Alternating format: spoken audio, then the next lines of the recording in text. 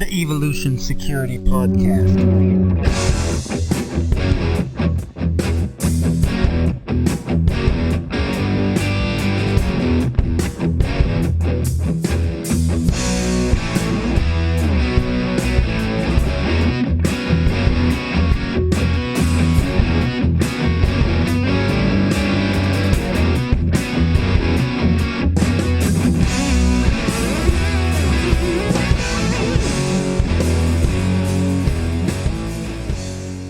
This podcast is brought to you in part by Tenacor.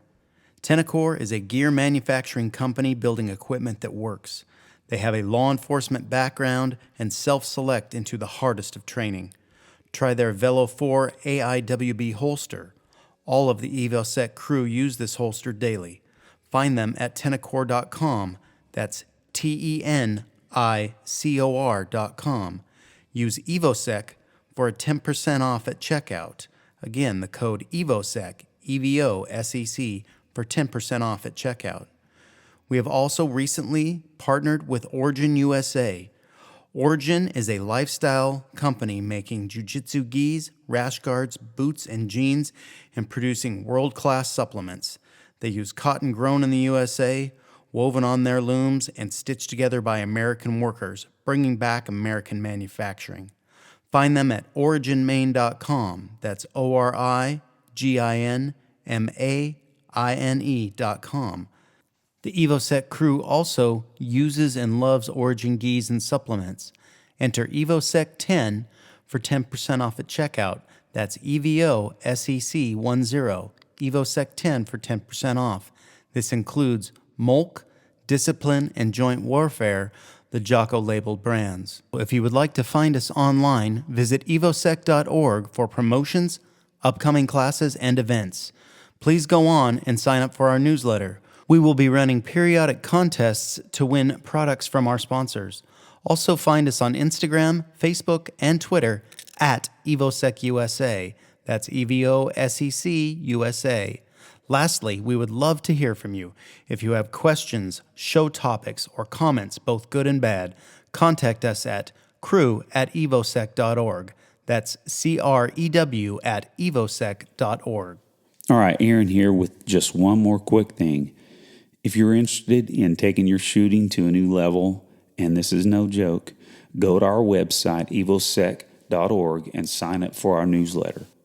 You'll be entered for a chance to win an autographed copy of KR Training's Strategies and Standards for Defensive Handgun Training by Karl, Rehn, and John Dobb.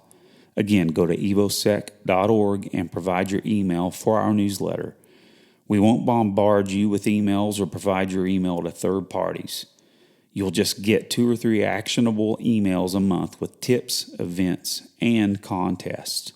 Also, please share our podcast with a friend or family member and ask them to subscribe. We greatly appreciate it because you'll help us reach more individuals with info that we believe is helpful and entertaining for those interested in health, a fulfilled life, and personal security. Hey everyone, welcome to the show. We have got a wonderful guest, Mr. Karl Rehn of KR Training, who you can find at krtraining.com. Also an author, Strategies and Standards for Defensive Handgun Training, his book that came out last year. Excellent book. Matter of fact, Eric talked about that last week. And hey, just love to welcome you to the show, Karl. Thank you. Thanks for having me. Happy to be here. Yeah, and of course, I'm joined with Eric and Aaron as always. You guys, hello. How's it going, guys? Good to be on here with you all as always. Awesome. Well, let's kick this off we are very familiar with you, Karl. I've followed a lot of your work, fans of what you do, but for the audience that may not be so familiar, can you give us, just take a minute or two and give us a background of where you came from and how you got to where you are now in your path? Okay. I've been a firearms trainer for 29 years. Started back in 1991, just teaching classes, mainly because I started winning local matches and people wanted me to coach them and how to get better. Along the way, I've taken an awful lot of training hours, more than 2,800 hours of training from more than 80 different trainers. Still attend 100 to 200 hours of training every year, either traveling or hosting other instructors that I want to train with. Did 23 years working for the University of Texas, doing military-funded R&D, and spent about 9 years working at Texas A&M University on DHS-funded training programs. So I got a weird background with competition shooting and working with military personnel, working with law enforcement personnel, but never serving in military or law enforcement, and doing training both on the professional military law enforcement side, but also doing it on the outside in the private sector. So that's about the shortest I can probably squeeze all that in. Well, Karl, that's a great and concise answer. And what I will say is I have to throw out some gratitude. This is Eric here, and your book, co-authored with John Dobb, which is Strategies and Standards for Defensive Handgun Training, honestly had a stellar impact on me. And as a matter of fact, the other two hosts I have here, it was a very big reason why I was pushed over the edge and actually kicking off and bringing in my brother and Brian into the fold. And it is a huge part of why evolution security is a thing now, which, we're in our infancy. But again, I want to credit you and John for that, because I've had this idea for many years, and you just kind of feel like sometimes it's like, well, what do we have to offer? And frankly, we do have things to offer, but more importantly, this has been a way for us to grow together. And I just wanted to throw out that gratitude. Well, thank you. Appreciate that. That's a lot of trainers have read it. I've gotten a lot of feedback from a lot of folks that teach others, particularly at the grassroots level. And, that's really encouraging. The book, to be honest, has sold quite a bit better than we expected. And that's also a, bonus for us. We know we're reaching more people. And we're actually starting to see other programs change and use some of our ideas. And the main thing I say, well, if you try it and it works, let me know. And if it doesn't work, let me know, and let me know why if you can figure it out. Because if it's not working for you, maybe you come up with something that we can make us all better. You know what I mean?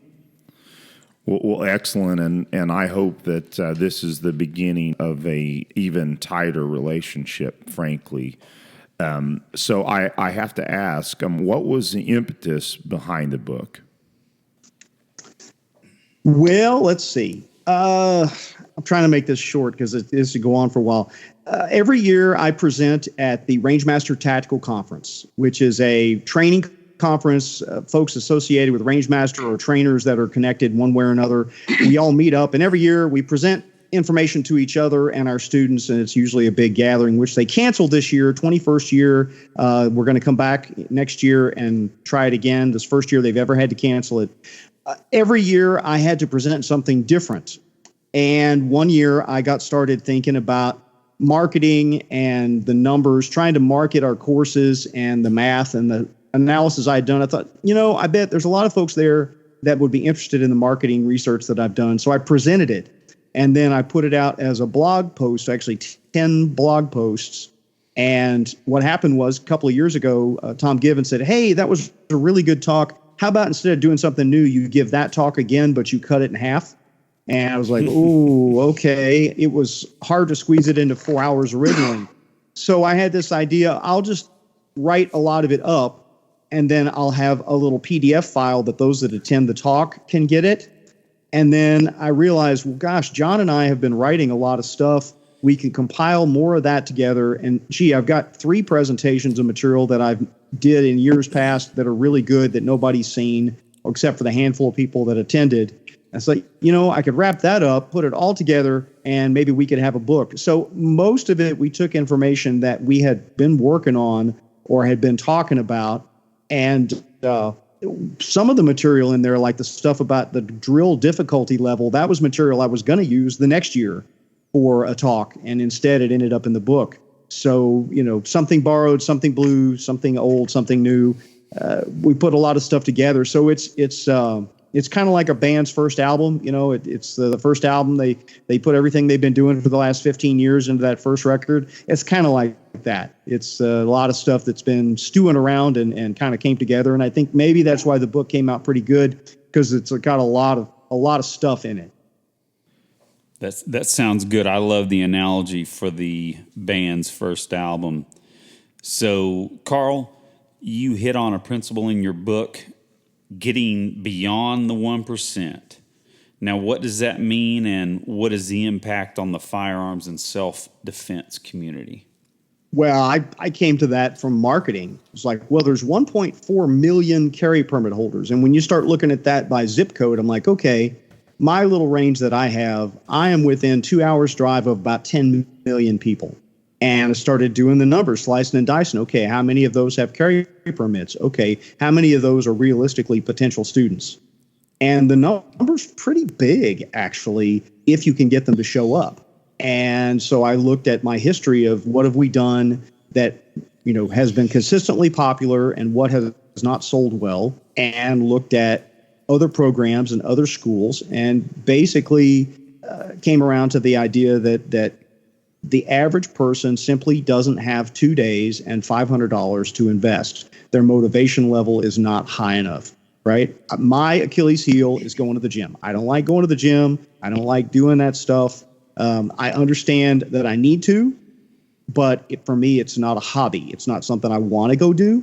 And so I understand that for a lot of people, firearms training is like that, right? They like to talk about guns. They like to read about guns, and maybe they want to go to the range and shoot all their different guns, but they don't really want to work at it, you know, because that just for some people takes all the fun out of it. But, you know, those people, they would benefit from coming to class. And the trick is, you know, how do you reach those people? And sometimes it's good for you. Sometimes it needs to be, hey, this would be fun. If you like shooting, you should come do this because it's more fun than what you're doing now. And I think often the it's good for you approach, it doesn't work for martial arts. It doesn't work for fitness programs except a few times a year. And like right now, with the panic buying and everything that's going on, I'm getting phone calls and we're actually adding classes because all of a sudden people have decided, oh, it's good for me and I need to do this. But I will tell you, having lived through this many, many cycles, within 6 to 8 weeks, it'll be just like the time they bought that AR when last president or two presidents back or whatever got elected, and it sits in the closet and they haven't touched it since then. And so it's, how do you reach those people? How do you get those people to commit a couple of hours, do a little, right? If you can't do everything, just do something. Move the ball down the field a few inches somehow, some way. Well, the interesting thing along those lines, I was at a really cool class with Tom Givens, Craig Douglas, and William April called the Establishing the Dominance Paradigm. Yep. And now that I've taken that class and realized how rare it is to be able to take it, since it's once a year, I'm pretty proud that I was able to get to it because it's an amazing class. But something that Tom said, I can't remember the figure, but he said it was something like only around 10,000 shooters, or just basically just 10,000 people, are the recurring training base. That's correct. Yeah, which is really wild. But, when people like us, when we start training, I mean, you get addicted to it. I'll tell you, I wish I could go to a good class at least, once every 2 months, but, it costs so much money. But at the same time, I mean, I'm addicted to it. And Eric can attest to this. I was not addicted to it for a very long time. So just in the last 7 years, I've really gotten into it. Well, it's good. People's interests come and go. I will have students that I see all the time for 2 or 3 years, and they'll work their way through. We've got 40 plus hours of courses in my program, and they'll come out and take, I'll see them every one weekend a month for years. And then something happens and change job, or they feel like they've got what they needed and they move on to the next thing. So, and then I'll see them again 5 years later. There's like, hey, I need to do a refresher. One of the things we do is you can take any class you've taken from us, you can take it again for half price. So I get a number of students, particularly low light and simunition, the scenarios, things like that they just can't do going to the range, right? Even dry firing at home, there's things you can't, really can't do without special gear and friends. And so, I get people that come back for some of those things year after year. And that's part of it. Is I look at it more like a golf pro, more like a coach, and less like a salesperson in that regard. It's establishing long-term relationships with clients that are going to come and, great, I'll see you now. When you're interested, great. When the weather's good, come on out, and I try to offer different things. I've got people that are only interested in preparedness. I've got people that are only interested in competition pistol, only interested in a long gun. And so, we've got something just about for everybody: shotgun, carbine, competition, defense, scenarios. I host guest instructors for everything from medical to, classes on food storage, stop the bleed, pepper spray, all that. So diversify in terms of your curriculum would be, and a piece of advice I would give you in your own business is, give people options, because there's more to this that people need. And so you can offer a variety of things, then you're more likely to get repeat customers. Brian again here, man, I really like your audit option there. I mean, for lack of a better term, doing the half price class again, because we definitely understand that too, that we'll have clients that may want to revisit the course, because not that they didn't get everything they needed out of it, but that they want to sharpen that skill again, and that's definitely going to happen with, like you're talking about, folks that maybe only make it once a year or twice a year. But rolling into that price point question, which is something that's important to us too, starting out, because we don't feel that we're in a position necessarily that where you're going to have a lot of people that want to come out for $1,000 for 3 days or whatever the cost is, of any of those classes. But, your model of the 4 to 6 hour block of instruction and doing that at a reduced price, awesome, number one. And this is a model that we plan to use. Do you believe that this really should be more of the primary modality for a lot of other training companies? I mean, I totally follow along with what you're saying here. So what's your thoughts on that, and how did you come to that consensus? The bottom line, we came to it from talking to students and talking to customers. Well, here's one big thing. Okay, the Texas Concealed Carry class, when we passed it originally and it was law, it was 10 to 15 hours.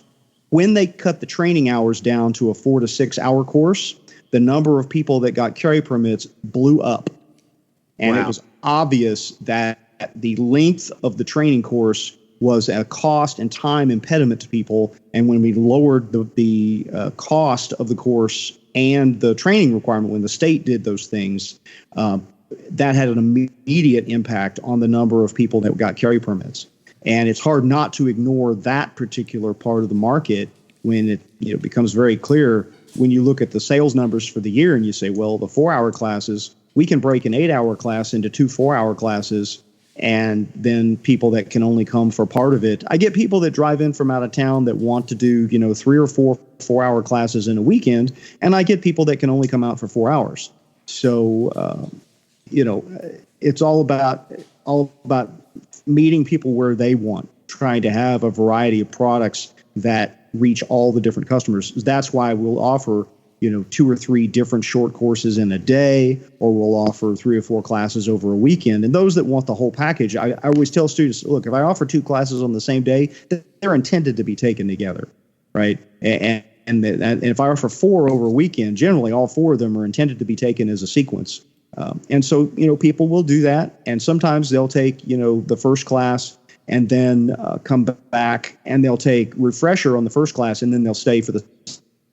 So just gives people options. People like options. And basically my approach is to try to give customers what they want, and not just say, well, this is what we have. I won't give his name, but there was one fairly big name instructor that I wanted to host at one point, and he's like, well, I can't possibly cut my curriculum down to less than 3 days. And I said, if you'll cut the thing down to 2 days, I can sell it. If you'll split it into 2 one-day classes, I can sell it even better. And he didn't want to do it, and we didn't host him. And now years later, his program is now 1 and 2 day courses. That it's still somebody I haven't hosted or didn't host, or somebody that I haven't really done business with since then. But I do notice that he changed his training model away from 3-day classes. A lot of those guys that come to the 3 to 5 day class, they come from the institutional model. They come from military and law enforcement, and they're thinking travel on Monday, take a 3-day class, fly home on Friday. I did that a lot with the DHS program. Reality is, regular people have jobs. They only got 2 days off on the weekend. They don't, the wife and the family and the kids and their buddies and what else they want to go do that weekend. Get a chunk. I get 4 hours out of them. If I get them for 4 hours, that's great. If I get them for 4 hours and then they practice a little bit and they come back 4 months later, that's even better. Man, that's great, Karl. And frankly, again, the influence that I got from your guys' theories and your application, again, one of the reasons we are here, and all three of us in EvoSec have day jobs, and that's not going to change anytime soon because, number one, we all pretty much love what we do, and we're not planning on getting rich by this particular business, so we still got to pay the bills. So absolutely, the model of reducing the classes, the model of trying to fit the majority of the classes in a weekend format is definitively the way to get the customers in. So that's great. Well, let me throw out a perfect example. Now, I am not going to take credit for the change in the format at all. However, the new NRA concealed carry class that they've come out with, they did it as a modular course, and you have 10 modules. As an instructor, you get certified to teach all 10 modules. You can teach as few as one module and issue students a certificate, and it's module by module. And so they've actually given it now where state by state, if that course meets your state's requirements, if the state says you need a 3-hour course, a 4-hour course, a 6-hour course, 8-hour course, the state gives you the list of the topics you have to teach. Now the NRA has a modular program. You build what you need. And you can now offer the rest of the thing as a follow-on. So people in all the states now that use NRA classes, Texas does not. But if you're using NRA classes for certification, well, you've got a 16-hour course you can offer, but you can break it up into little pieces. You could say, well, modules 1, 4, and 5 make up the state carry permit class, then come back for modules 2, 3, and 6 as this afternoon. And next Sunday, we're offering modules 8, 9, and 10 or whatever. I think that's brilliant. It's probably the smartest thing the NRA's done with regards to training in the last 2 decades.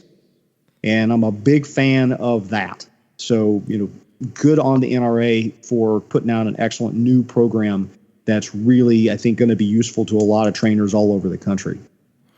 Well, and Karl, when you and I were speaking on the phone the other day, and you had mentioned that, I feel really silly for not being aware of that because we keep our ears to the track, so to speak, on a lot of those things, but maybe we've had a little bit of tunnel vision lately with everything going on in our lives. But I'm actually really pumped about that. When I'm done with my travels here, that is on the top of my list, and I know Aaron and Brian are moving in that direction as well.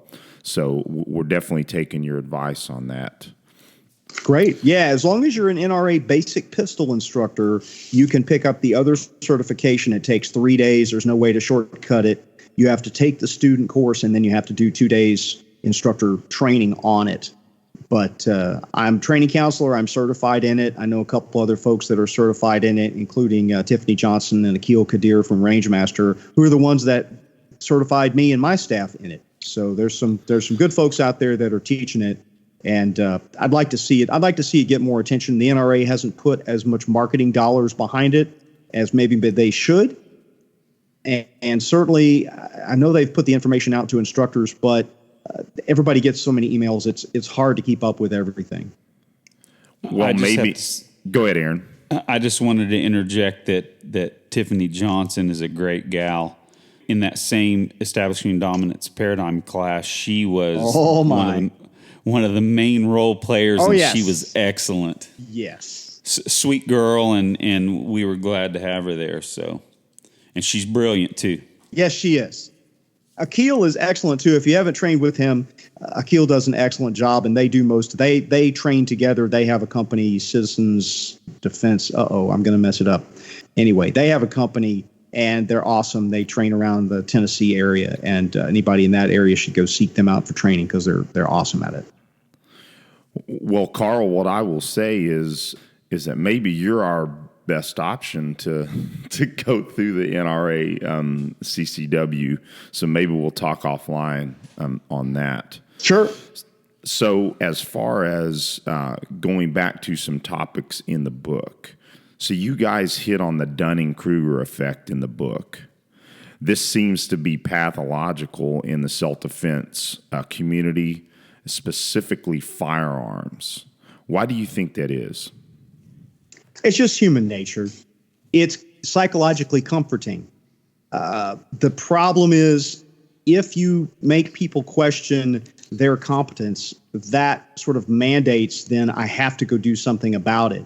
It's a lot more comforting to say, well, I don't need to be very good to defend myself with a pistol. That's the reason I have the pistol and why I don't go to Brazilian Jiu-Jitsu 8 days a week, right? And that the gun is the great equalizer. I just need to own one. And the reality is, if they just have the gun and they have it with them and accessible, that does solve an awful lot of interpersonal self-defense problems, right? And so I'm not opposed to that. As a matter of fact, I'm in favor of constitutional carry, right? I think that generally that's all going to work out for the best. If we could get rid of the gun-free zones and just let people carry that want to carry, I think overall the situation would improve and not get worse.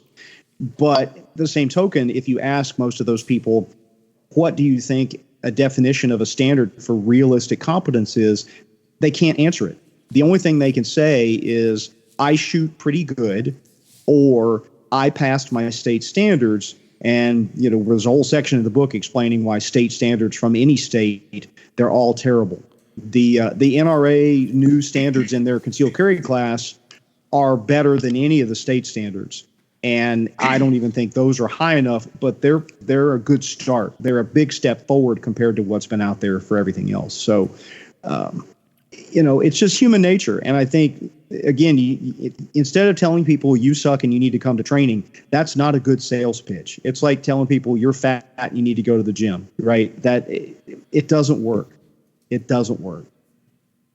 So with that note, no, that's a superb answer, Karl. And our audience out there is going to benefit from that answer, because I know that we have audience members that are likely on the fence of whether or not to train and seek out training.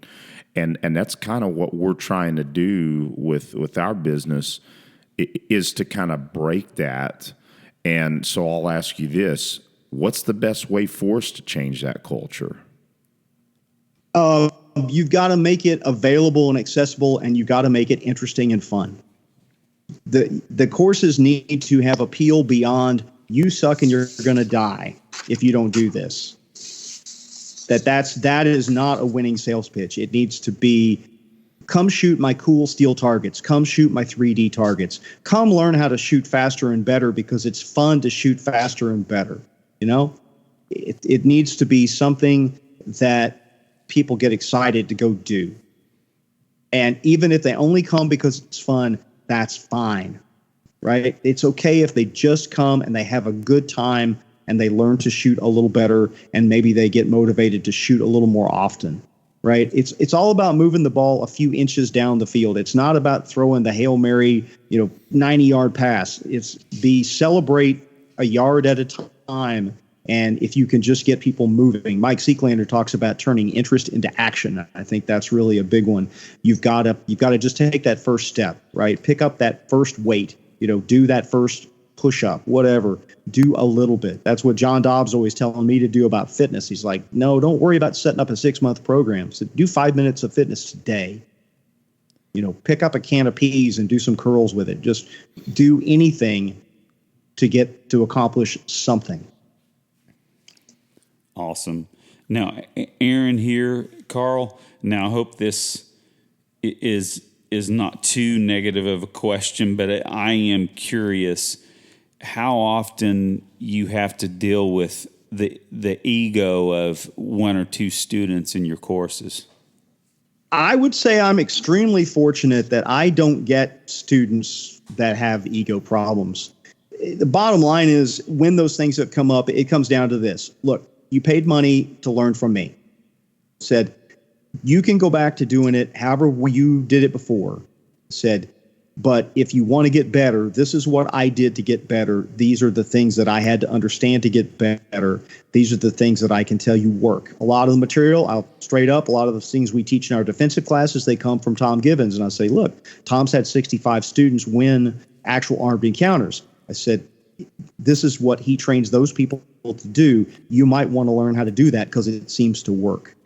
If, I don't want to grip the gun that way. I don't want to do this. In some cases, it's forced me to learn new things. And we could have a whole separate discussion about the thumbs forward grip doesn't work for everybody and doesn't work for every gun model and doesn't work for every person of every age and every strength level. That's one of those things I had enough people push back and say, this isn't working for me, that as an instructor, I had to step back and go, okay, why isn't it working for you? And how can I help you be better? But generally, I don't get, people that make the effort to show up for classes. Generally, their attitude's quite good, and I rarely have problems like that. That's great. That's good to hear. There's probably other trainers that do. It just depends on what kind of attitude they have and what kind of customers they attract. The typical people that come to classes now, there's a lot of 30-ish young men with beards and tattoos that go to classes run by 40 and 50-ish men with beards and tattoos. And you don't see a lot of diversity in age, gender, or anything else a lot of times in those classes. I'm not really part of that group. I don't attract those kind of students as often. I get a wider variety in terms of men and women, older, younger, different physical abilities. So, my programs are a little bit more geared to a wider audience, I guess, than some of the trainers who's, it's more boot camp and fantasy camp and YouTube camp and that sort of thing. Well, interesting enough, Eric and I took a course a few years ago. It was a blast. And to be honest, it was with a superstar trainer. And he brought up the issue with ego. But, as I think about it, I wonder if the ego issue is more prevalent when you've got, top tier military guys taking a class from this guy that was top tier himself, but then he probably had to deal with that a little bit more. That kind of makes sense. And like us, that we go and spend money, our cup is empty. We're ready to take and get some more information. So it sounds like you've got similar students. That's great. Well, here's something I learned doing the DHS training.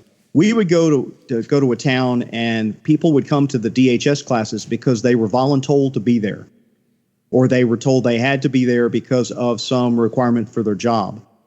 When you have hostages, as we used to call them, their attitudes are far worse than those that they spent their own money and their own time. They picked out the instructor. They chose the class. They paid their own way, and it's a big sacrifice for them to be there. That's the big difference. If you're talking about institutional people that are military law enforcement that are told to be in a class, that's a totally different environment. Same thing with teaching the state concealed carry class. Those people are hostages. The state's forcing them to come to training, and many of them aren't there to learn. They're there to count down the clock, check the box, get it done and get on with the next thing. That they're not interested in the course, they don't want to be there, makes a huge difference in their attitude. So most of what I teach is voluntary, private sector, people spending their own money, their own time. And so they're there because they actually want to learn.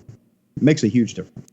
That's awesome. And one of the things that makes me think about is, well, there's two things. You get a better customer base, so it's a more profitable business model, but the thing that matters more to me about that is you actually get to transfer this information and knowledge to a wider group of people, and I think do a greater good than just training some meatheads that, are gun guys. You're actually bringing this into a larger section of the community that way, having a broader base of classwork, or of students, I guess is what I should say, that you're attracting. So.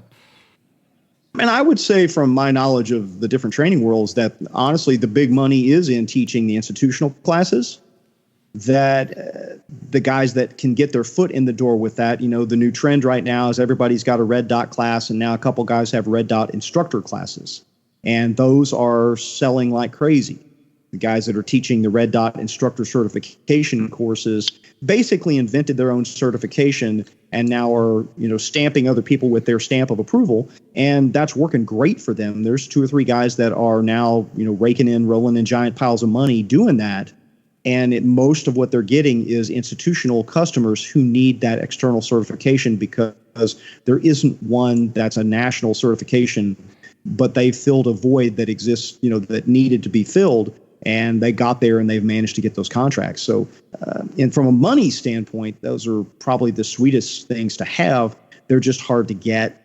And there's an awful lot of police departments that don't bring in any outside trainers, right? They don't have any money for that. There's big metro departments do, but, like where I live, where my range is located, we got 10,000 people in our county and like 12 guys on the sheriff's department. And, they're not hiring big name instructor for $1,000 a day to come in and do anything for them.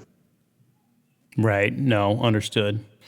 Well, I want to go back to some of the concepts that you talk about in the book. Can you describe for us your definition and what you mean by minimum competency?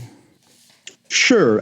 John Dobb and I sat down with a blank sheet of paper and we said, okay, forget state standards. Let's say we were given the job to write national standards to say, what is the answer to the question, what should you be able to do to have a reasonable chance of performing well in an armed encounter in which you have to draw your gun and shoot? And so we started looking at what were the tasks, what were the skills, what was the level of skill. And that's where that came from. And what we ended up with is a figure that's roughly similar to kind of what the FBI has and what a lot of law enforcement academies have. You got to be able to draw from a holster. You got to be able to shoot faster than 1 shot per second when the targets are close. You need to be able to hit small targets at, 10, 15, 20 yards. There's some things that you need to be able to do. And you look at, probably the biggest change and the biggest resources out there is John Correia's Active Self-Protection YouTube channel with all the thousands of videos that he's got. You can look at real incidents and get a pretty good idea of the skills that are needed. And John has done a great job of curating that and explaining, for example, like double feeds. He's got 1 double feed in 15,000 gunfights. He's got less than 10 incidents where somebody had to change magazines during the fight. He's got lots of people shooting dominant hand only, but hardly ever anyone shooting weak hand only. You don't see one hand only reloads. There's a lot of skills that people spend a lot of time developing that don't matter, and some skills we don't practice enough that really do matter. And that's, I would give John credit for Correia for influencing a lot of trainers in changing their priorities and what they teach. Well, that's a great answer, Karl. And I'll just stop a second here and say that, this is a great class for us in both marketing and I'm sitting here as we're talking, I'm sitting here writing actionable notes that are going to be important for us in EvoSec. So thank you so much for this. I would just call it a master class in both marketing and firearms community outreach, I should say. So with that said, automaticity. Can you explain automaticity to our audience? Sure. I tend to use a music analogy because as a musician, that's kind of the way I think of it. If I take you and you've never played the piano before and I say, I'm going to teach you how to play a C major scale on the piano, I can put the little dots on the keys and I can say, okay, it's red, blue, red, green, blue, whatever, right? Put your fingers here, do this. You can make the sound come out. That's great. If I grab you out of bed at 2 o'clock in the morning, sit you down in front of the piano and say, the future of your next 10 years and your freedom depends on your ability to play that C major scale. You've got 10 seconds to figure it out. Go, right? If you have practiced your C major scale, you can sit down and just play it. If you haven't, you're going to be fumbling and scrambling and time's going to run out or you're going to make a mistake. It's kind of the same way with shooting, that you need to have the skill to the point that you can achieve it. For example, drawing the pistol and getting the sights on the target, that should happen. You should be able to do that in 2 seconds or less without thinking about, okay, step 1 is this, step 2 is this, step 3 is this, step 4 is this. If you're having to think about those things, then you don't have the time, right? You're going to run out of time, and your opponent will tell you that you're out of time in very painful ways. And so it's basically that's it. And lack of automaticity is very common in the Dunning-Kruger world, right? The people that pass the state carry permit test programs without ever having to draw from a holster, and then they carry their guns in holsters, and their ability to draw from a holster is probably the weakest link in all of that, because those ranges won't let them practice it. They don't dry fire practice it. They mistake a value of a holster. They rank it based on comfort and not based on function, right? And so they'll carry in awkward ways. They'll carry in crappy holsters, and they don't ever realize that their draw is horribly slow because they don't practice it, and they certainly wouldn't use a shooting timer. God forbid. We're told by many big name celebrity instructors that we should never use a timer because that'll somehow get us killed on the street, which is complete stupidity. But it appeals to the Dunning-Kruger crowd because they can repeat that, and that excuses them from using a shooting timer. That excuses them from discovering their deficiencies. So, if your marketing of your courses are dependent on sort of pandering to the lowest common denominator and making people feel good about themselves as opposed to giving them goals to achieve to and giving them the information they really need, there's good money in pandering. If I could lower myself to doing that, I would probably do even better than I'm doing now, right? But instead, my deal is, well, okay, in 4 hours I can get you to this point, but you really need to be to this further point down the road. So this is a good start. Come back, take another class. We'll get you to the next point. And eventually, here's your actual goal, right? And this is where we need to get you there. And then you need to maintain that, right? What I don't want to do is tell people, well, you got to be a USPSA grandmaster or you're going to die. Because it's not true, number one. And because that's beyond the scope. It's like telling people, well, you got to be able to bench press twice your own body weight or whatever the fitness equivalent is, right? Most people can't do that. Not only that, most people are never going to be able to do that because they're not interested in putting the work in. But if you say, well, you need to be able to lift 50 pounds, okay, well, maybe people can get to where they can do that. And so you got to give people achievable goals and not unrealistic goals. There's a lot of guys that are obsessed with the 1 second draw from concealment. And yeah, I get it. That would be a useful skill to have. Again, your average, person with a job and a couple of kids and maybe another hobby or just works really hard, they're not going to obsessively dry fire an hour and a half a day like the guys that have the 1 second draw strokes do. So at some point you have to say, well, what is really good enough, and what's a goal that people can achieve with a reasonable amount of practice, a realistic amount of practice, as opposed to, well, if you're not a grandmaster, then you're going to die. That's just, again, it's not you lose your customer, and people just say, well, fine, I guess I'm going to die then, right? And they just walk away. Well, automaticity, I know one of the cool takeaways from your guys' book, and it's just a good set of evidence, I should say, is where you guys went in and aligned certain drills to the likelihood of automaticity, and I thought that was a really good chart. Yeah, we totally stole that from John Hearn of Rangemaster. And thank you, John, for letting us use that. If you're listening, that was John Hearn's work, and John is a fellow egghead in the Rangemaster world. He and Claude Werner and I sort of make up the egghead wing of the Rangemaster universe. And John and I and Claude shared data and analysis and things back and forth, and that was pure John Hearn.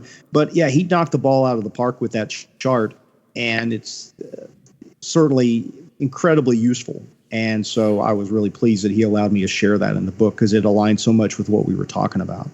Well, John Hearn's information, data, and enunciation of those principles are incredible in the industry. So, okay, that makes sense to me. And yes, thank you, John, for that information.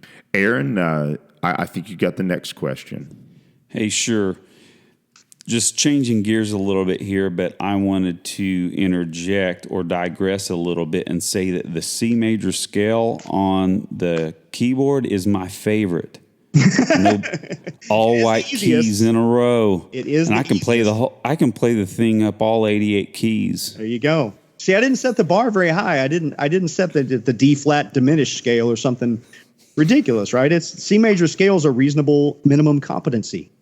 Now, how many hosts of a show know what you're talking about when you're talking about a diminished scale? Very few.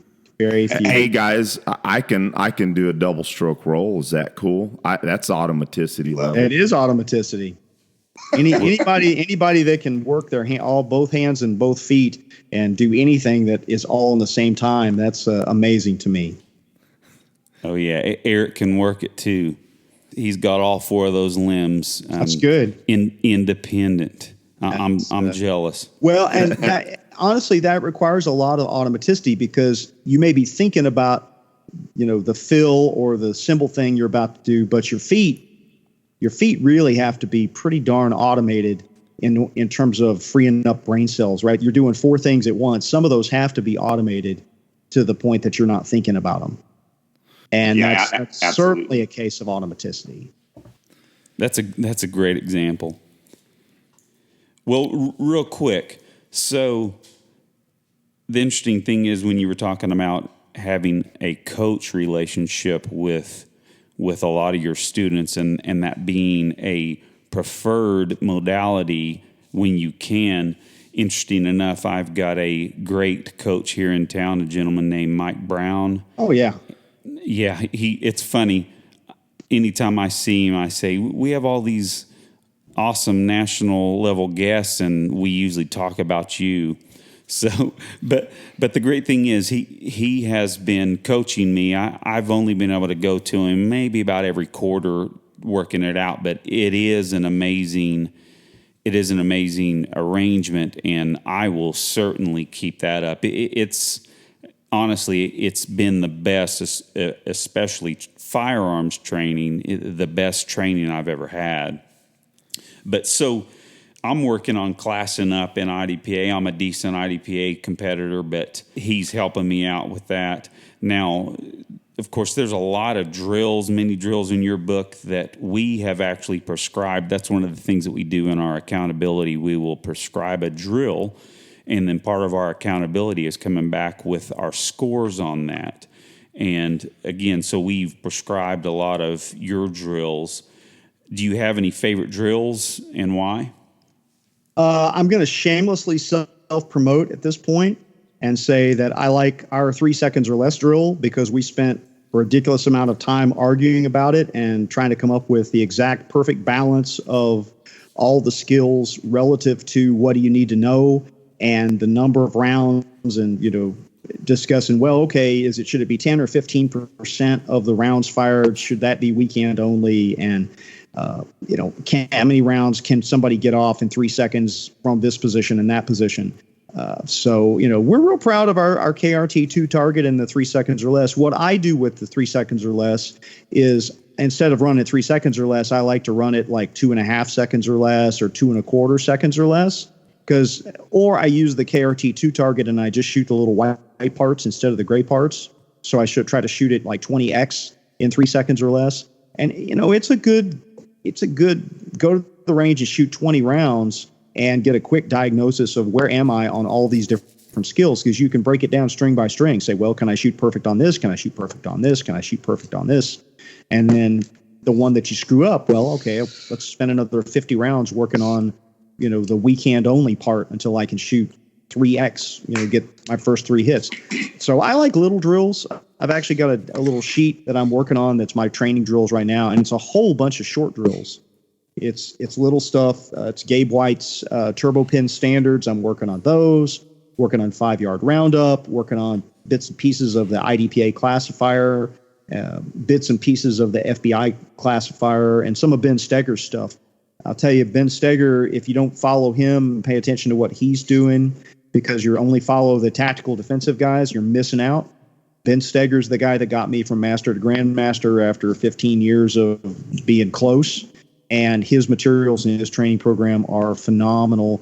And his books in particular are really some of the best things that are out there in terms of coaching and drill development, skill development. So I train with Ben every chance I get, try to train with him every year. He's one of the handful of people that I still absolutely, every time I train with him, I learn something new because he keeps growing and changing and improving his coaching ability every year. So put in a big plug for him. Even if you're not a competitor, his classes really are outstanding.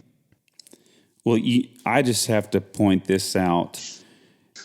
I've been listening to you closely on how you give credit to so many instructors, and I love it that every single one you mentioned that we follow all of them. Now, that is something very rare. I can't really remember the last time. Even some amazing, humble guys that don't really do that, but at the same time, everybody uses everybody's drills because good instructors constantly take courses themselves, and hey, there's all kinds of brilliant things that other gals come up with. So that's just neat. I like hearing that. Well, and that's part of a metric. And I'll tell you, the guys that really got me into that is Masad Ayub and Tom Givens. Mass takes classes. He's been in the business 50 years now, and he still takes classes from other people. He's over 70. He still shoots IDPA matches. He still shoots the match at the Range Master Conference. He'll put on a gun and shoot left-handed. He'll do a mirror image. He encourages all of the folks that train with him that are his instructors to be capable of passing all of his quals wearing their gun on the wrong side, shooting everything backwards. And, wow. Those are really good things to do. And again, some of the younger, I know I sound like I'm a Gen X guy. I'm neither a boomer nor a millennial, but Gen X, we are sarcastic and sit on the side and do the whole Gen X thing. But they're the boomer instructors.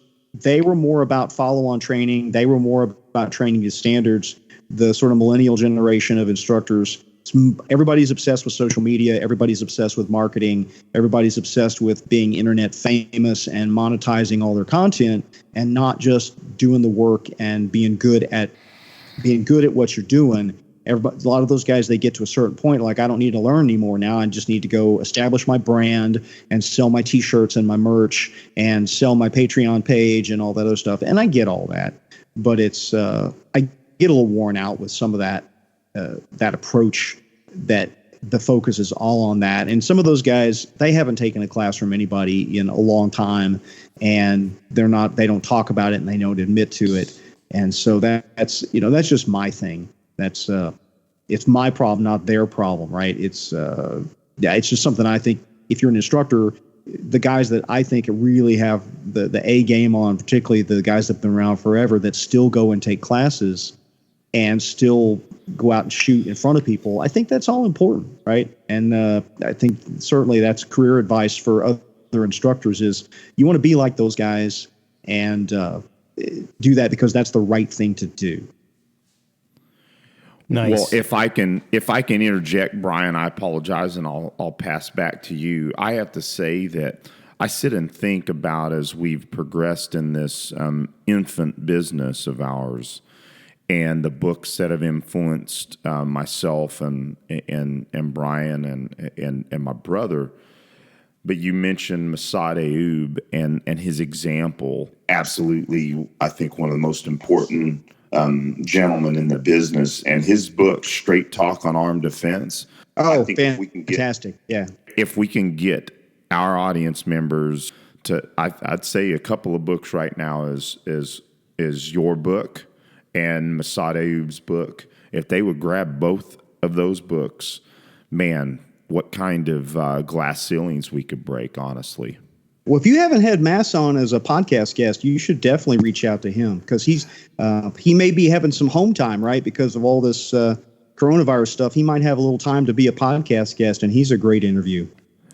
Oh, absolutely. And he has the awesome radio voice that I do not have, right? He's got the best voice. That believe me, if you want to give us a little bit of shout out to Moss, that might be helpful. He loves to be interviewed. Just contact him. Yeah. He's easy to find.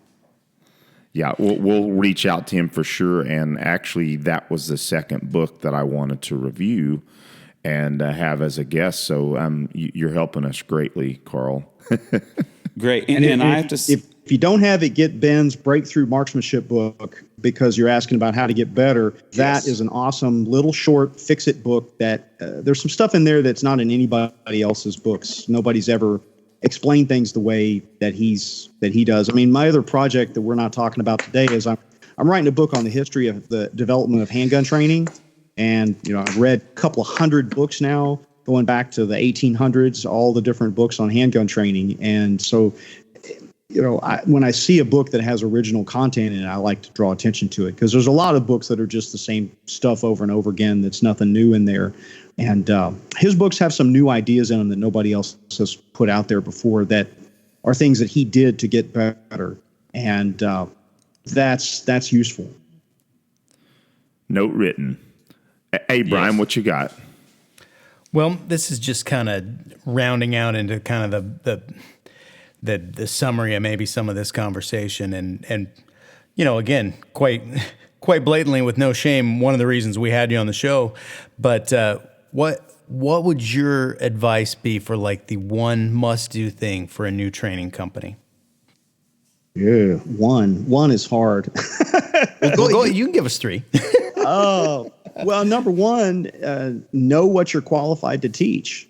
Don't teach outside your lane, right? If you're not a long range, high precision rifle shooter, don't run a class in it, right? Go bring somebody else in, or go take enough classes that you're qualified to teach a beginner class in it. There's a lot of folks out there teaching stuff that they know a little, right? They go and take a couple classes and they're not even instructor certified in it, and they immediately start offering classes. And I see that happen a lot. I see that with some of my own students that take classes from me, and all of a sudden they're out there offering their own classes. And, it's flattering. It's cool, I guess, but it's, get good at stuff and know what you're good at, and then make sure, get good at teaching that. That would be the place to start. And the other one I would say is purely just customer relations, which is look at your customers as more than one and done, right? Look at them as long-term customers and be their concierge and advice on gun gear and training and everything else. Because if they'll come back to you and they think of you as the trusted advisor, then even if they don't take the classes that you're teaching, they may take the classes that you're hosting. And eventually, they will come back. And if they just stay on your email list and they stay interested in what you're doing and they stay engaged with you, then things work out okay, right? If you're not obsessed with monetizing everything on the startup, and what you really want is interested students in the seats, then that's what you want to do. Like, here, we're going to give you good quality information. We've done our homework. We can give you what you need. Here, this class is going to be interesting and fun, and come do this because it's going to be good. That sort of thing. I think if you do that and you just keep trying to do it right, you'll end up in a good place. And there's lots and lots of people around the country that do it, that do not get the attention that the YouTube celebrities do. People down in the trenches teaching people at the local level that are just, do a really good job, but they're unknown. And there's probably thousands of them out there that don't get attention, that probably deserve a lot more than they get. Well, Karl, this is Aaron here. Now, this is what we've started calling the "What is your favorite color?" section of the show. We're gonna, and this has become a lot of fun for us, and I think a lot of our listeners like it too. But so the fact that Eric and I are musicians, and that that's one of the things we do. We've done the bumper music for the show, and I'm hoping that sometime soon I can sit down and write some more music for it, because I'm hoping our listeners aren't getting tired of the intro and outro. But right, we understand you're a musician as well. I've heard you talk about it on other shows, and I've seen your website regarding that too. So what instruments do you play? Most of the time I get paid to play piano. I also play guitar, bass, drums, trumpet, and French horn, but not nearly as proficiently as I play the piano. So I don't get paid to play those instruments hardly ever. Occasionally I fill in as a bass player, but most of the time, I played 153 gigs last year as a musician, and I spent about an equal number of days on the range as an instructor. So it's, in terms of hours, doing things, it's about equal amount of time. The gigs are shorter. Classes are usually 8-hour days on the range, and gigs are usually 2 to 4 hours. So I guess per hour I'm still doing more shooting stuff than music stuff. But I'm playing until this virus thing hit. I'm playing 3, sometimes 4 days a week, playing somewhere for money. Yeah, I had a gig canceled last weekend. So I think since a lot of us play in restaurants and bars, and of course anywhere that's going to have, concentrated people, I think the gigs are going to slow down a bit. Well, here in our area, all my friends in Austin and Houston, and now where I live, Bryan College Station, they've closed all the bars and the restaurants. And I have friends that are looking at literally making zero income in the next 30 days that I'm talking to some of those guys, and it's like, okay, what else can you do? And reaching out to some of my students, say, hey, could you use somebody to do this, that, or the other? Because some of these guys that are trying to make it as full-time musicians, they're literally looking at no income at all because everything is shut down. And these are guys, some of these guys are statewide, touring musicians with bands that all their gigs have been canceled. So we're looking at some hard times coming for people in the gig economy, for wait staff and anybody that, movie theaters and bars and restaurants and clubs and stuff. We're looking at some hard times coming, and I think it's going to be a very strange year for that. You may see a lot of albums come out. You may see a lot of people putting out a lot of recorded music, because if they got nothing else to do, they're going to at least try to put something out there that somebody might buy. Boy, that's pretty insightful on the recording.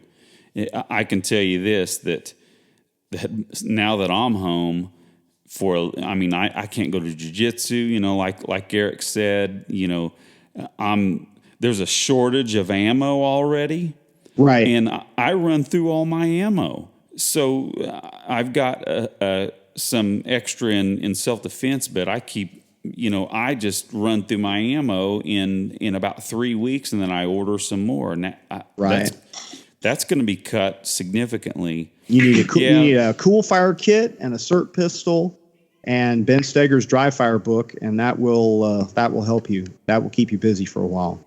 Oh yeah, and that's great advice. And I know Eric just got a SIRT pistol, and they're telling me, of course, I really need to get one. And yeah, that cool fire is great. The amazing thing is the company that started that or designed that is actually here in town also. That's great. In the Tulsa area. Free plug: if you use the code Rehn20, my last name 20 with Cool Fire, you get a little discount if you buy one. Oh, awesome. That's great. Now, awesome. So then, I'm going to ask one bonus question, since you're a keyboard player. Do you enjoy Harry Connick Jr.? Yeah, Harry's fine. I heard Harry Connick Jr. play at a bar in New Orleans when he was 16 years old. So I actually knew about him for a long time. I was there playing in New Orleans with another band. We asked the hotel guy at this little funky hotel we were staying at who we should go here. He's like, oh, man, the district attorney's kid's a phenomenal piano player, and he's in this after-hours bar that, they bars stay until 6 a.m. there in New Orleans. And he's like, just go over here to this place, and he's playing there with a trio. And there was like 12, 14 people in there. And he had a trio, and he was this young kid with this fantastic little trio, and he was playing his ass off. So, yeah, I still think of him like that, and not the Frank Sinatra crooner. I just, I kind of feel about him like I do about Frank Zappa, is just shut up and play, that if he put out an album of all without singing a note, just playing piano, I would buy that, because he's a underappreciated piano player. He's a great singer, but I'm in the same boat. When I do my solo gigs, I have to sing because people want to hear songs they recognize. But I'm happy to also play long, extended instrumental pieces, and I'm into that as much as anything. So, yeah, Harry's all right. Harry's all right. The main aspect that I love about him is his timing.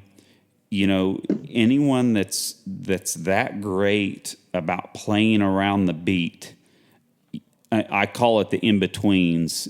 I mean, I love it.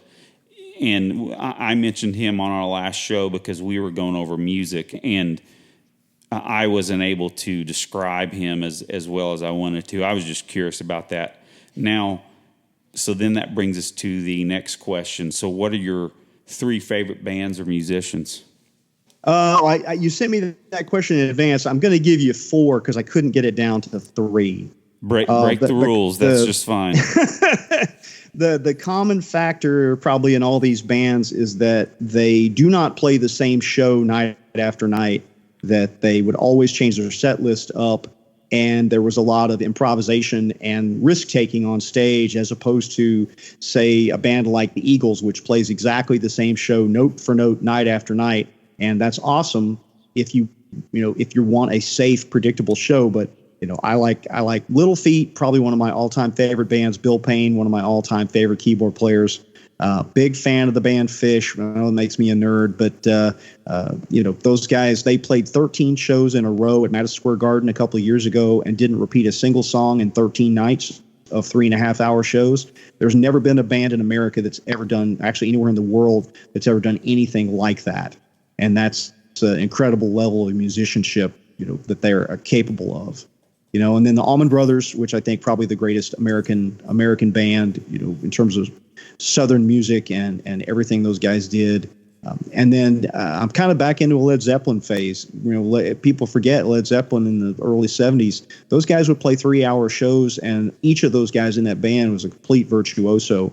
And again, they would have long improvisational sections in their music. And you go back into the bootlegs, which is mostly what I listen to. And those guys really, there's not a heavy rock band playing today that does what those guys were doing in 70, 72 time frame. Nobody taking those kind of chances, and nobody that really can do what those guys did. Let's have a bonus one since you already broke the rules. Oh, like a fifth band? Yeah, let's have a 5th one. Oh, geez. I would probably, again, I'll take heat from people, but I like the Grateful Dead. Those guys could write some tunes. I actually like Jerry Garcia's side project better than the Dead. Jerry used to play with this organ player, Merle Saunders, out of San Francisco, and I love the Hammond.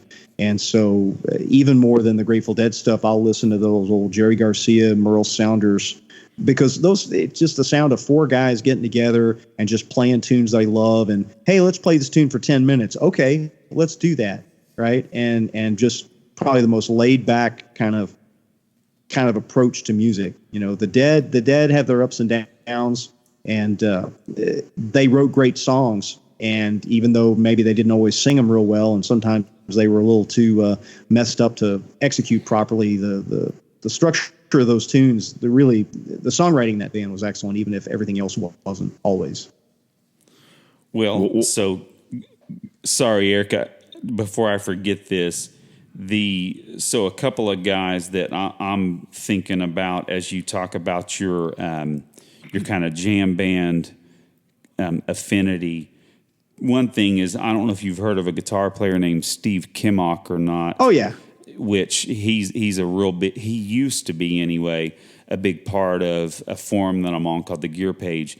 Now, I'm not that knowledgeable about tuning and temperaments and the history of tuning, but I think he may actually have a doctorate level of understanding of just tuning and temperaments, and of course just an amazing guitar player. Oh yeah. And loves gear like I do. I'm a big gear nerd. But then, speaking of gear, a lot of people may not be aware, unless they are big Fish fans, that forgive me, the guitar player's name is escaping me right now. Yeah, Trey Anastasio. Yeah, yes, Trey's guitar rig has its own website. Yes, and because yes, big fans, and especially guys that can afford some guitar gear, go right after his sound and his gear. And then, of course, the Holy Grail, his guitar tech, Paul Anquedoc, that builds some really cool guitars, a design of a guitar that a lot of guys copy. If you want one of those, I can't recall the last price on them, but they're at least about $12,000. And you have to wait several years, and it's definitely a interesting process to get one. So, oh yeah.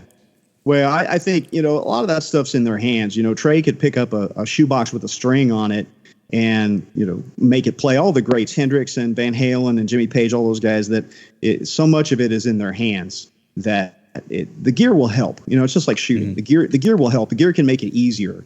The gear can get you further down the road, but ultimately you've got to get it in your hands. And the same thing with the shooting. Your fingers and your hands have to understand what to do so you can pick up all the different guns. If you can only shoot good with one gun as an instructor, for example, right?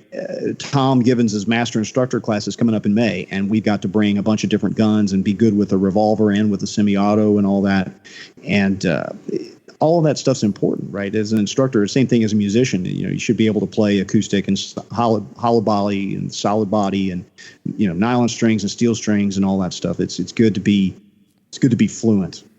Sure, and for me, the gear part is the hobby part of being a musician. I could get by with probably one of my amps, a Dr. Z 112 combo, and I'd have to probably pick just one of my Cole guitars and a handful of pedals, and I could get by with just that. But even though I don't have a big collection, I've got 5 or 6. I've got 5 tube amps and a handful of other small amps, and I've got. That means you're not gigging enough. The very best guitar player that I work with is a gigging musician, and he's got like 5 pedals and 2 guitars and 1 amp. And it's the guys that work all the time. We pride ourselves on what's the least amount of gear I can bring to play the gig. Oh, sure, definitely. When you have roadies, when you're Trey and you've got 5 roadies or whatever to haul your stuff around, it's a lot easier. But when you're hauling your own stuff in the back of your pickup truck, it's small is beautiful. Well, truth be told, that's why I dig my 112 combo, because I have a little dolly that I strap my amp to. I have my pedal board, and then my guitar goes on my back. I pride myself in being able to load in and out in one trip. I'm jealous. That would be 2 trips.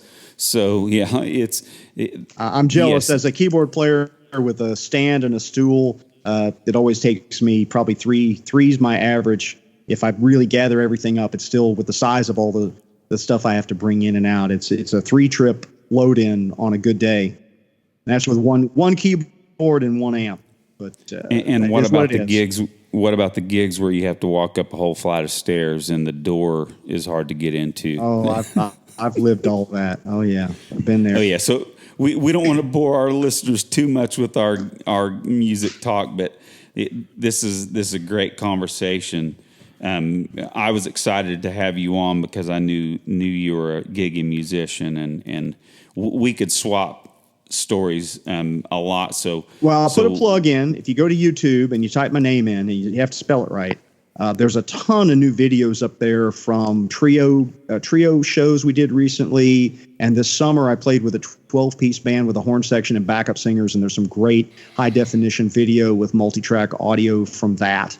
And so you can get an idea of what I do when I'm doing that stuff. There's some pretty good videos, high-quality audio and good-looking video from those shows that are out there on the YouTube page now. Well, awesome. I'll definitely check that out. I'll digress back to John Bonham of Led Zeppelin. All drummers owe the fat, incredible sound of drums today as it's accepted to John Bonham. Oh yeah, absolutely. So the bonus is who's your favorite drummer? Ooh, man, that's rough. Do 2 then. Well, I mean, man, I would probably have to go with Richie Hayward of Little Feat. Oh yeah. Just fantastic. But for heavy rock, Keith Moon and Bonham, those guys really laid it down. And the problem is Neil Peart of Rush. How do you talk about drummers without talking about him and his incredible influence on everybody. So yes. Any of those guys, Richie could play grooves.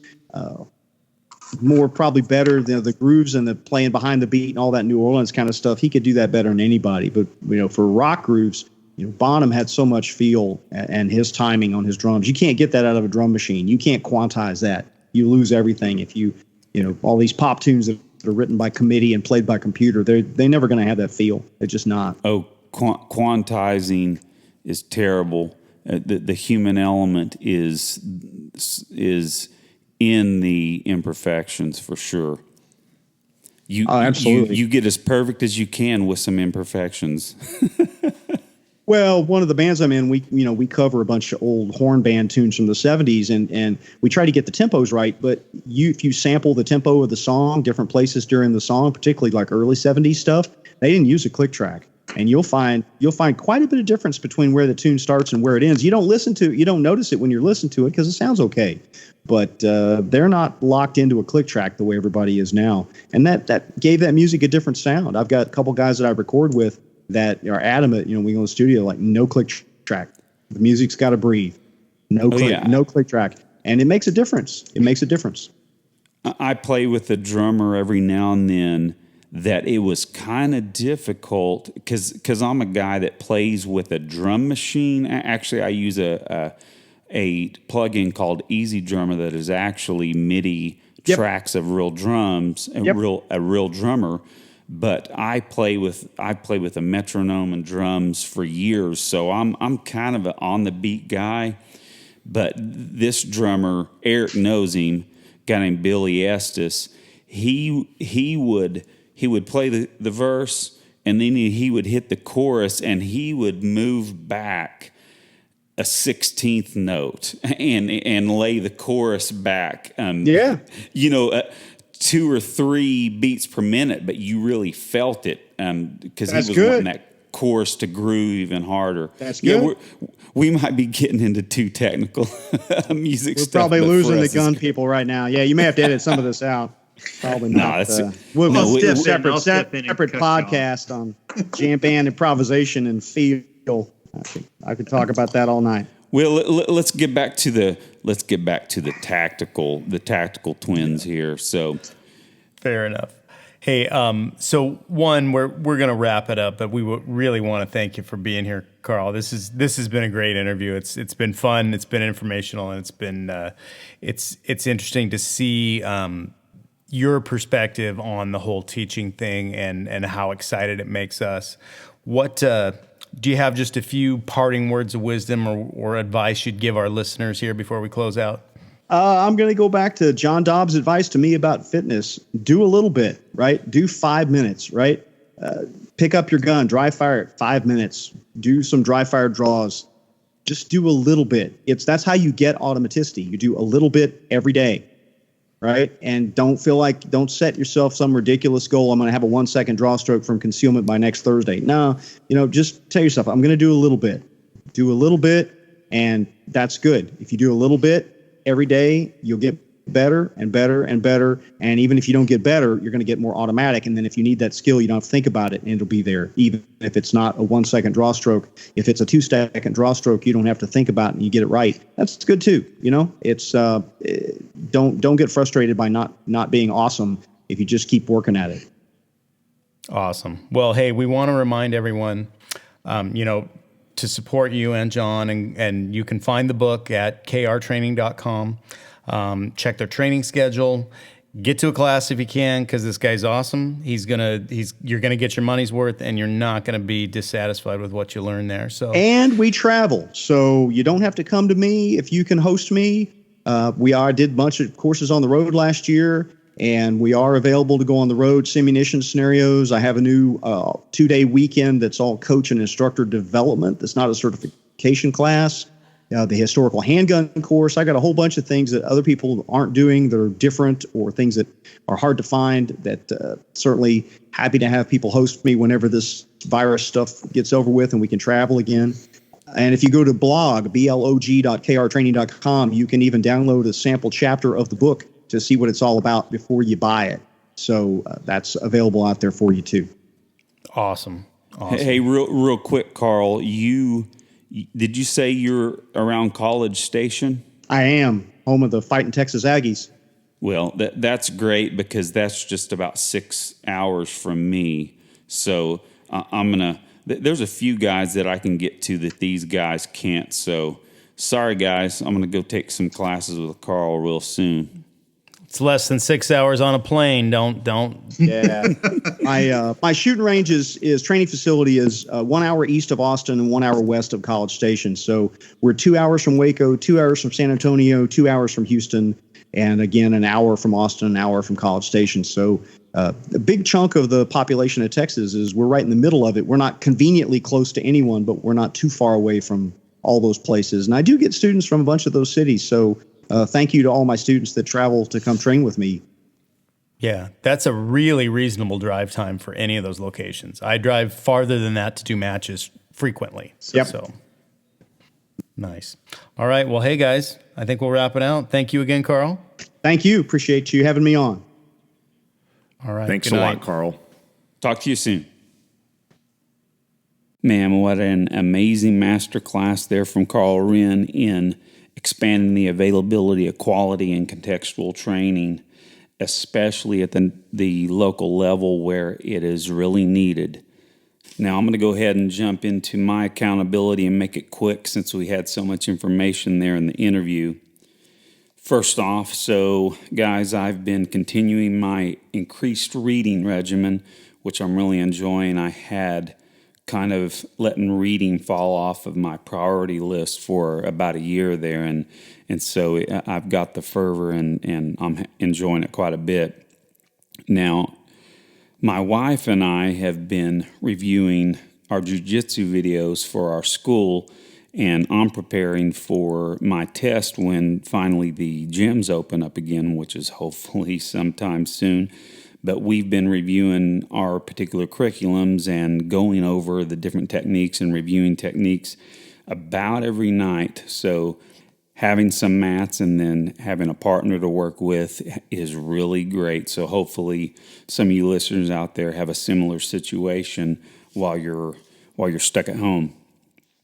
Now, again, just to kind of keep sanity going here, I've been making sure I'm getting outside and doing some long walks around the neighborhood with my wife, and then also playing quite a bit of basketball with my teenage son. Now, regarding the range, of course, with the issues with the buy-up of ammo, I've gone to being a little bit stingy with how much I'm shooting. So, but I did need to get to the range, for one thing, to do the drill of the week, and also, again, to keep my sanity up. So the other day I went to the range and I only brought 50 rounds of 9mm and literally just one 30-round mag of 223. So with that 9mm, I went ahead and hit the drill of the week, which, if you recall from our last show, it was the B8 Bull at 15 yards. And no timer. So again, you guys know that I usually go through it 3 times. And like always, there's a progression as I go through it. My first iteration, I scored an 88. My second iteration, I scored a 93. And then my third one, I'm pretty happy about. I scored a 96. Tell you what, if you don't shoot even at 15 yards and try and get a decent group, it's a little more difficult than you might think, and especially if your eyes are like mine and you're running black sights on top of a black target, it's a little bit harder to see, but I was pretty happy with those results. Now, again, with my newly set up 14.5 BCM carbine with my 1-6 Vortex, I did a few things using that to run out to about 50 yards and do some standing shots at 50 yards, and then I used the technique to tighten up my sling for some stability. I was hitting pretty good groups with that. Then I went up to about 10 yards and did some quick multiple target transitions, and again, just a handful of rounds just to see how I'm running that optic versus my old red dot that's on my pistol. So that's my accountability, but I just wanted to give everybody a quick reminder that even though you're at home, it's still best to not leave that carry gun in the safe. You just like how seconds matter in a parking lot, seconds matter at home, just in case you have an encounter where someone gets into your house through an unlocked door, etc. It's not being paranoid, it's just being prepared. and you don't want to have to go across the house to grab your weapon if it's in the safe. So again, from another really good podcast called Self-Defense Gun Stories, I like what they say. Multiple instructors on there say, pants on, gun on. So I try to live by that. I'm not always perfect, but using a nice, smaller, more comfortable pistol like my Glock 42, it is not that intrusive around the house. Again, so just a reminder on that. Now I'm going to hand this off to Brian, and buddy, I bet you're going to make me feel inadequate on my workout, so I'm going to let you go ahead and do that. Hey, Aaron, thanks a lot. This has been a challenging time for a lot of us to stay current in our training, because many of us in different parts of the country have been much more restricted than we're accustomed to, and I have adapted. Fortunately, I did manage to get 4 CrossFit workouts in this week, and some additional supplemental accessory work that they've been prescribing. My gym has been awesome. Shout out to CrossFit Lacey. They have been prescribing at-home workouts, given options for using alternative equipment if you don't have equipment, things around your house you might be able to use for ballast or weight. And we're even doing a little team challenge, and I believe my team is doing fairly well. The only important thing is that I beat Ben, but that's an inside joke. Anyhow, did get those 4 workouts in, and really grateful that they're doing that and allowing us to work that way, because it's huge for a lot of people. And I'm really enjoying the fact that I've invested in a little at-home equipment previous to this happening, because I understand now people are even like running out of kettlebells and stuff. It's hard to find certain equipment if you're trying to do something last minute to bolster up what you got at home. But shooting wise, I again did not make it to the range because that's not really an option for me right now. I may have the opportunity to do some shooting on private property here soon, but the range is declared non-essential by our governor, and that's a whole nother conversation that maybe we'll talk about as we move through the rest of this. But anyway, I am still using my laser marking targets, and I did the drill basically with my target. It's a 3-inch receiver, the actual part that senses the laser hit from the SIRT pistol. So I just did it at 7.5 yards instead of 15. And even though I can time my scores and it shows me where I hit, it's not the same as live fire, but it's about as close as I'm going to get in the near future. So I'm going to continue to do that. I've been working with it more because I've had a little bit more time to do that as well. So, I think, Aaron, you shared your scores. I did shoot, between 75 and 80%, which probably would have been a mid to high 80s score. It's basically just using a percentage of how close to the center your impact is when you pull the trigger. So again, dry firing, but I did it a lot more. So I ran through it about 10 times just on the drill. And this coming week, I'm going to do some work drawing from holster, because it'll give me a par time and a time to first shot. So pretty stoked about that. Otherwise, trying to stay current with a little bit of reading. I have actually started the book that Karl wrote that we talked about this week. So I'm dipping into that and catching up on some Netflix. I'll be honest, but anyway, not really accountability, but there definitely is a lot of extra time for a lot of us right now. So think about what you can do at home and do it. Because I have talked to some friends of mine who are rather typically motivated folks, and they have kind of fallen into this, woe is me, I'm stuck at home, I can't do anything. And that is just not the case. There is so much that can be done in your home, and there's no reason not to get those workouts in, even if you're just doing cardio, jumping rope. There's so much that you can do. If you look, there are WODs, there are workouts out there that people are posting for free. It's really interesting to see how the community's reacted to this. And unfortunately, not a lot to do for jiu-jitsu. I have not been practicing. I should be. But anyway, that's all from me this week, and I'll go ahead and hand it off to you, Eric. Thanks a lot, Brian. Guys, I really, really enjoy hearing your guys' accountability for the first time.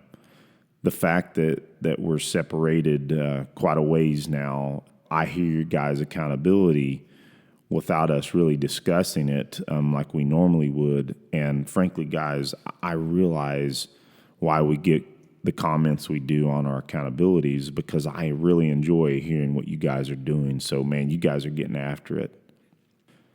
So I've had 3 jiu-jitsu training sessions with COVID-19 free partners.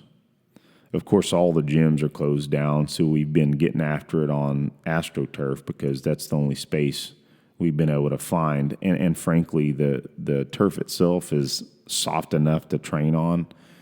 It's just a little bit hard on the skin if you scrape against it or rub against it real hard. It'll give you friction burns.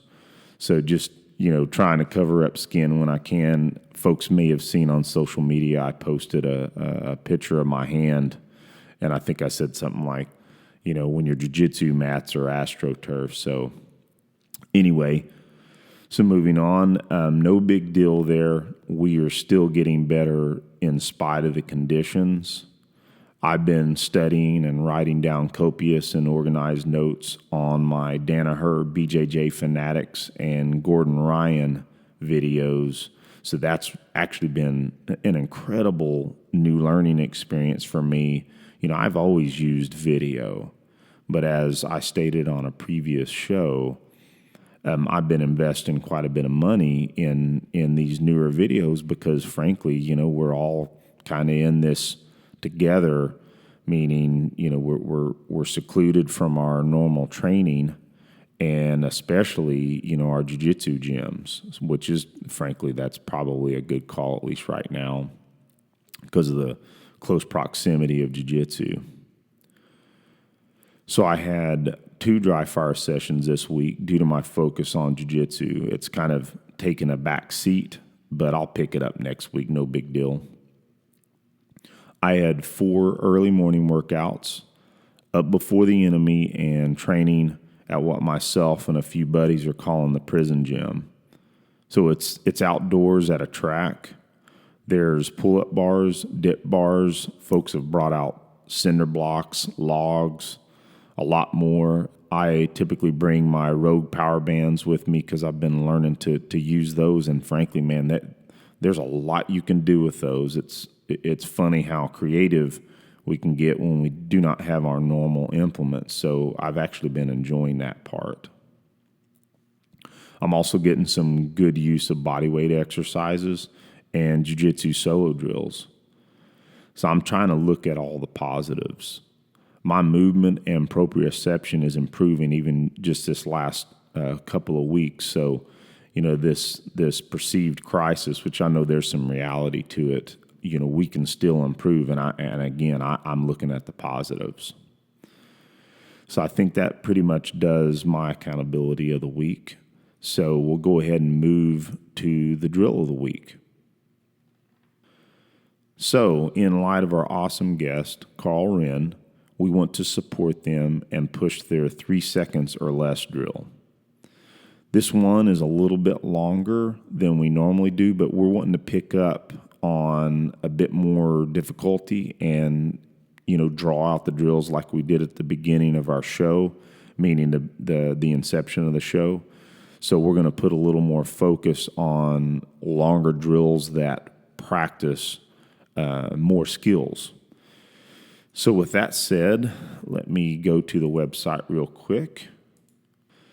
So this is quoting from KR Training's website. So you can easily do a search for the KR Training 3 seconds or less drill.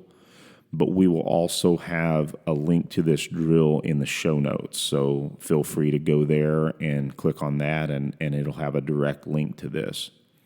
So I'm not going to hit on every single detail because, at least on audio, it'll kind of get lost on this format. So, to really understand this drill and especially the scoring, you're going to have to go to the website. So this is quoting from the website. This drill originated from commonly cited statistics that the average gunfight is in 3 shots, in 3 seconds, and 3 yards. Each string has a par time of 3 seconds. The skills tested on each string correspond to the tasks a skill-trained shooter should be able to perform in 3 seconds or less at 3 yards and 7 yards. Use of a single par time for all strings makes this drill quick and easy to run. The actual drill specifies using the KRT-2 target, and the beauty of the website is they've got a target ready for you to download for free on 11 by 17 paper. So, you won't have to worry about targets. You can download it from the site.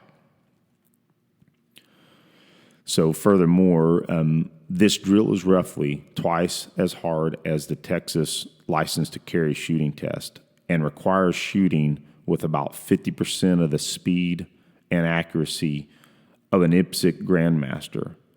Anyone in C class in IPSC or sharpshooter in IDPA should be able to shoot 100% of the points on this drill.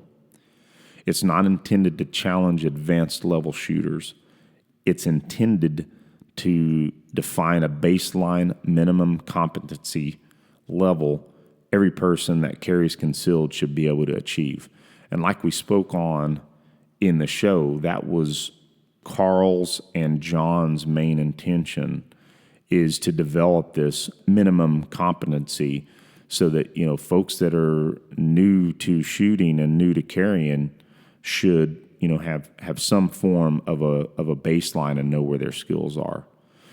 So I took that length of time because I really wanted to describe the intent of the drill. So let's go ahead and talk about how the drill is implemented.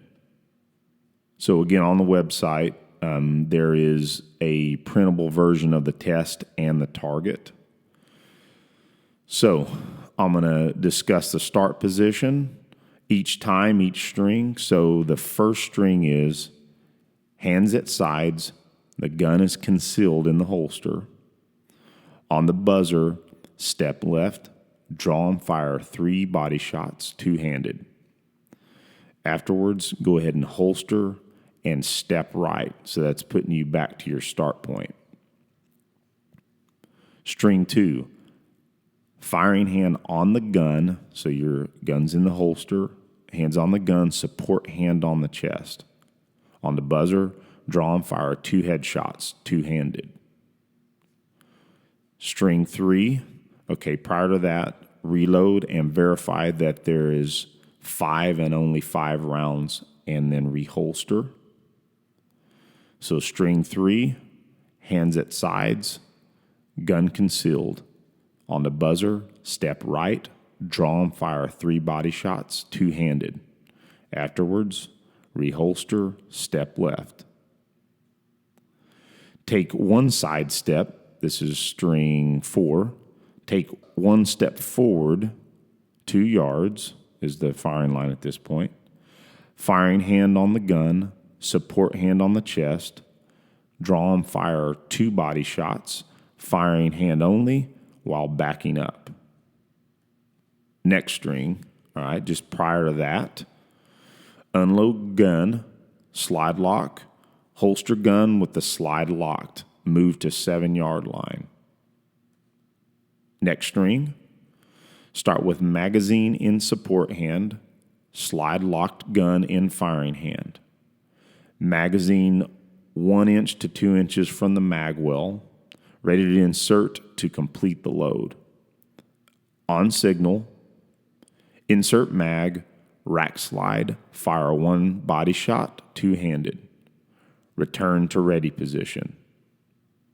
So from the ready, finger off trigger. On the buzzer, fire 2 headshots, 2-handed. Afterwards, reholster. Next string, firing hand on gun, support hand on chest. On the buzzer, fire 2 body shots, firing hand only. Reload and verify the gun has at least 5 rounds. So facing 90 degrees to the left, left-handed shooters face right. Hand on the gun as the start position. On the buzzer, turn, draw, and fire 3 body shots two-handed. Afterwards, transfer gun to the support hand. And that's prep for the last string. Firing hand on chest, gun in support hand, aimed at target, finger off trigger. All right. On the buzzer, fire 2 body shots, support hand only. Afterwards, transfer gun to the hand, firing hand that is, unload and holster.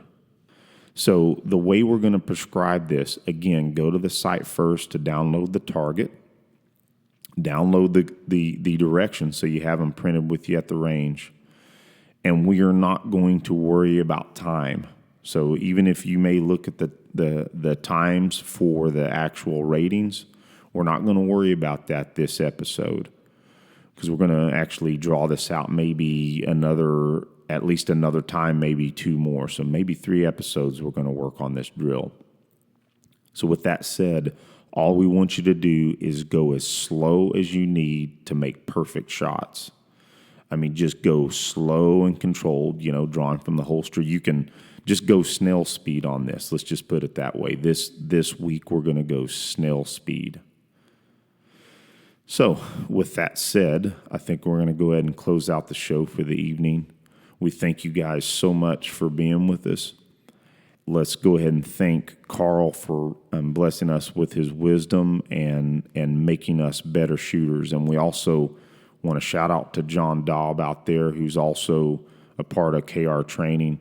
We're going to have him on the show soon as well. So you folks out there in the audience, take care, stay safe, and also remember to keep washing those hands. Until next time, take care.